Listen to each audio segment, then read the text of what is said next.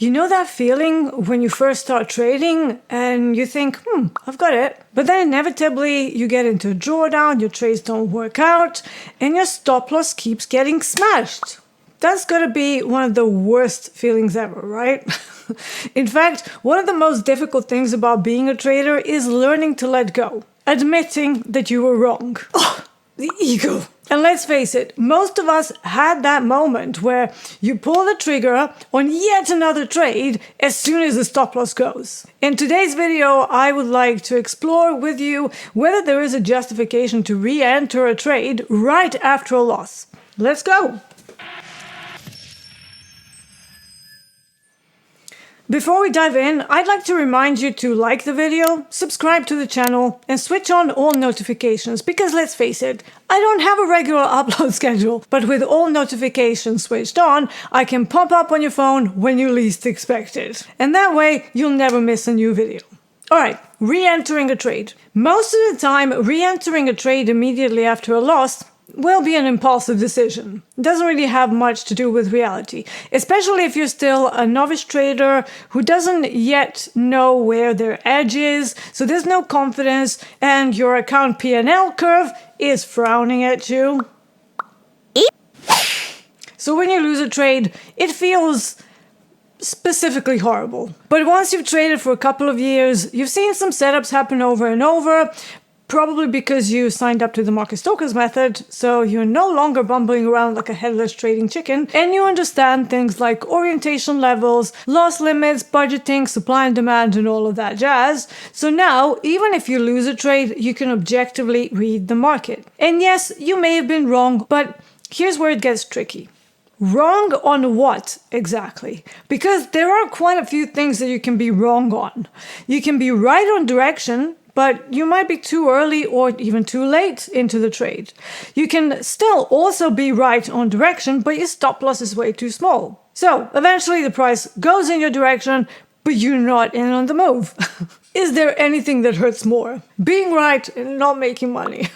A dead giveaway that you're using stops that are too small is when your trade never really lasts longer than a few minutes before you're stopped out. My method has a pretty robust way to figure out whether your stops are too small or too big.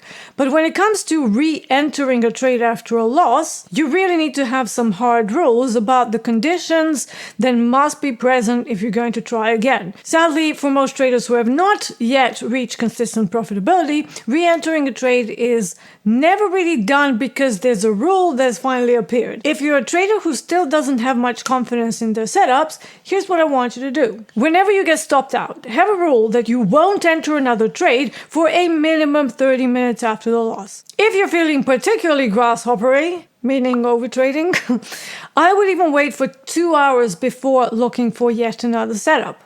Now this does a couple of things. First, it puts you on the path of deliberate thinking. So rather than letting random thoughts run your trading, you're beginning to practice self-control.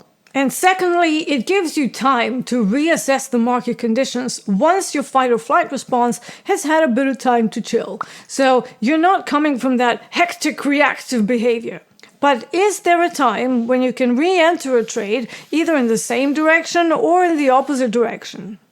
Sometimes. Now at this point, I'm going to use a practical example that might go over the head for some traders who have never used professional strategies before, but I'm going to try to explain it in the most straightforward way possible. Now there is a setup called the failed auction. This setup uses the highs and the lows of the first hour of active trading as a range reference.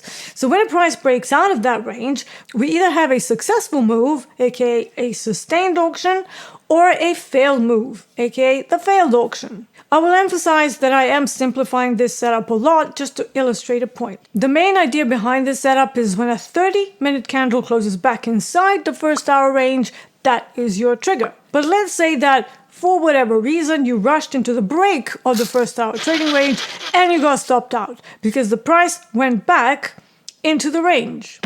Now, as a systematic trader, you are now staring at a trigger event for the opposite side of the trade. A 30-minute candle that is closed back inside the first hour range. At that point, you can try and flip the trade and re-enter pretty much immediately. Any other reason apart from this, from having actual crystal clear trigger, it is not acceptable to re-enter a trade just because. Let's summarize.